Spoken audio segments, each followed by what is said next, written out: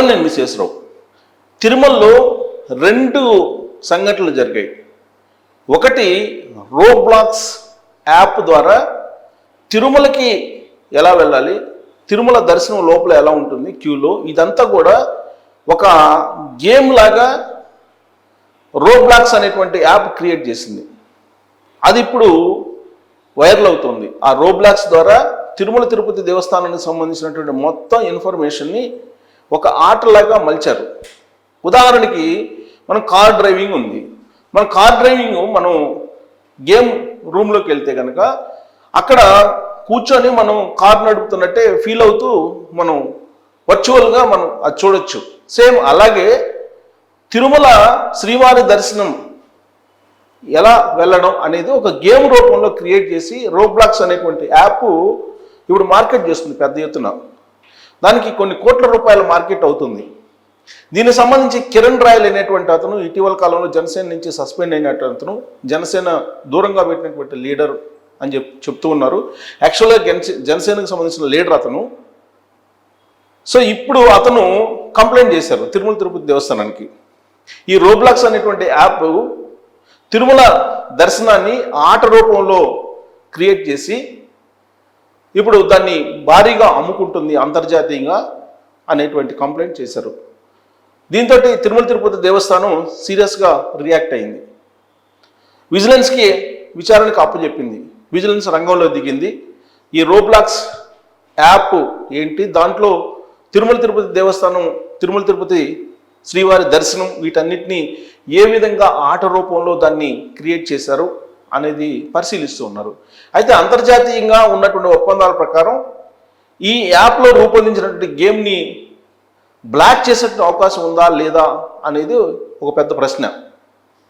ఎందుకంటే కేంద్ర ప్రభుత్వం దాని మీద చర్యలు తీసుకోవాలి. తిరుమల తిరుపతి దేవస్థానం డైరెక్ట్గా చర్యలు తీసుకోవడానికి లేదు.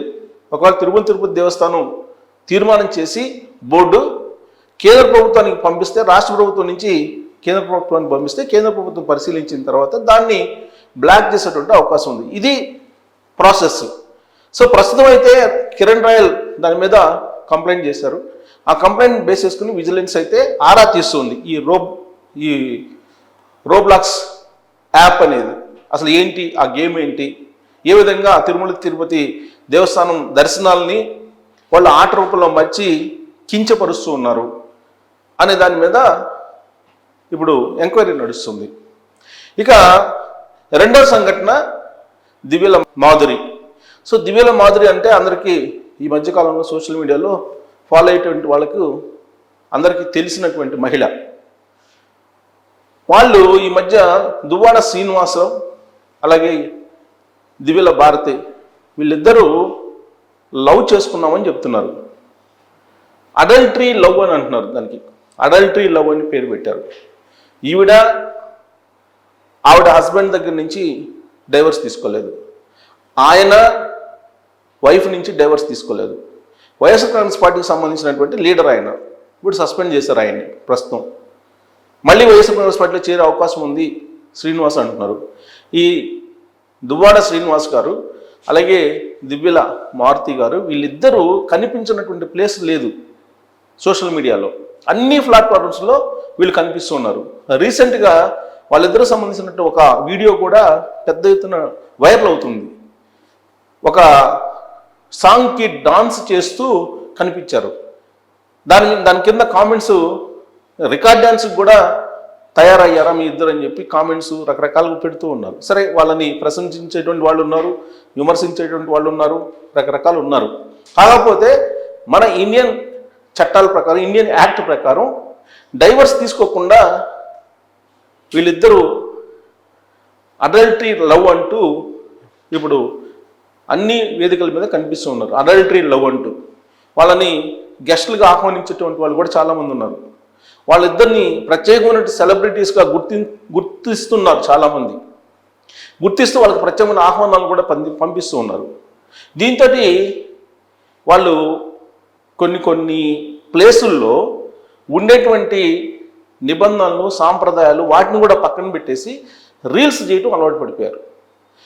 ఈవిడ గతంలో తిరుమల తిరుపతి కొండ మీద రీల్స్ చేశారు. అప్పుడు కేసు పెట్టారు. ఆ కేసు ఏమైందో ఇప్పటివరకు తేలలేదు. ఆ కేసు అలా ఉండగానే, విచారణ దశలో ఉండగానే మళ్ళీ ఇప్పుడు తాజాగా తిరుమల కొండ మీద మరొక రీల్ చేసి పోస్ట్ చేశారు.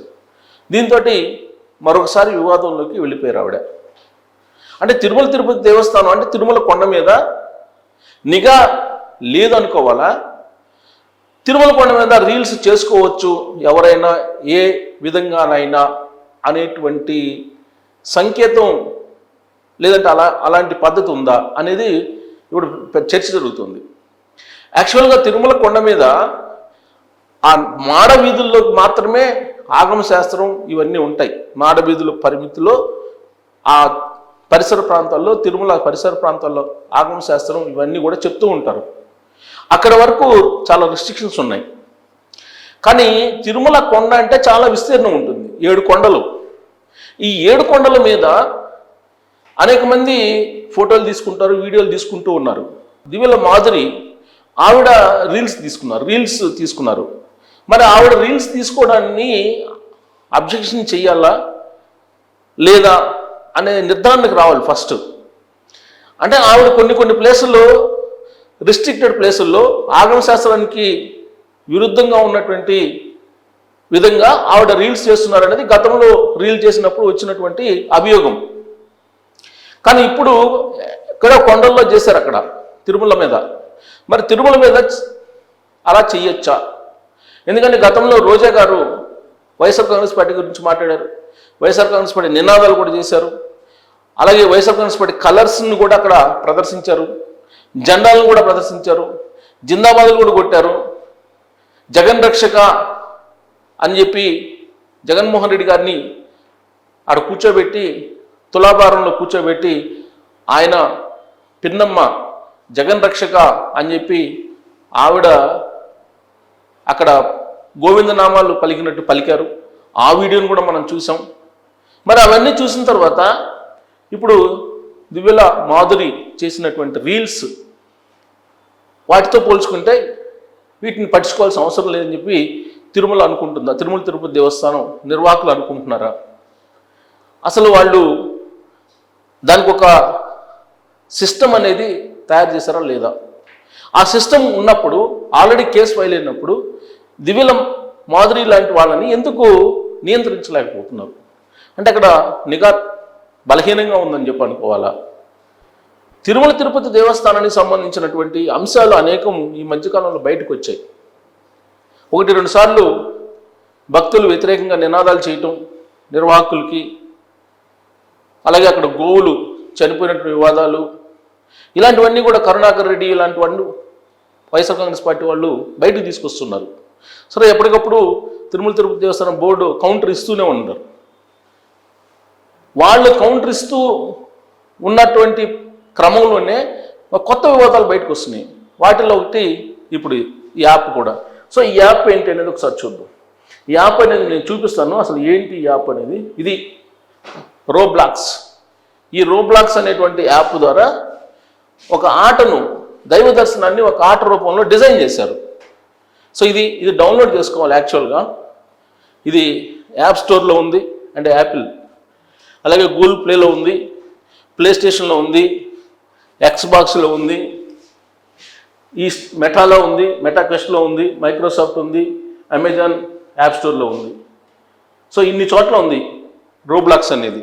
ఈ రోబ్లాక్స్ యాప్ను ఓపెన్ చేస్తే మీరు వెంకటేశ్వర స్వామిని దర్శనం చేసుకున్న విధంగా ఒక గేమ్ని క్రియేట్ చేశారు. సో ఆ గేమ్ ఎలా ఉంది ఏంటి అనేది నేను కూడా చూడలేదు, ఎందుకంటే డౌన్లోడ్ చేయలేదు. బట్ కిరణ్ రాయల్ డౌన్లోడ్ చేసి చూసిన తర్వాత ఇది కించపరిచేలాగా ఉంది తిరుమల వెంకన్నని, కాబట్టి దాని మీద చర్యలు తీసుకోవాలని చెప్పి ఆయన డిమాండ్ చేశారు. దీనికి ఎలాంటి ముగింపు ఈ వివాదాలకు పలుకుతుంది తిరుమల తిరుపతి దేవస్థానం అనేది మనం వేచి చూడాలి. Thank you.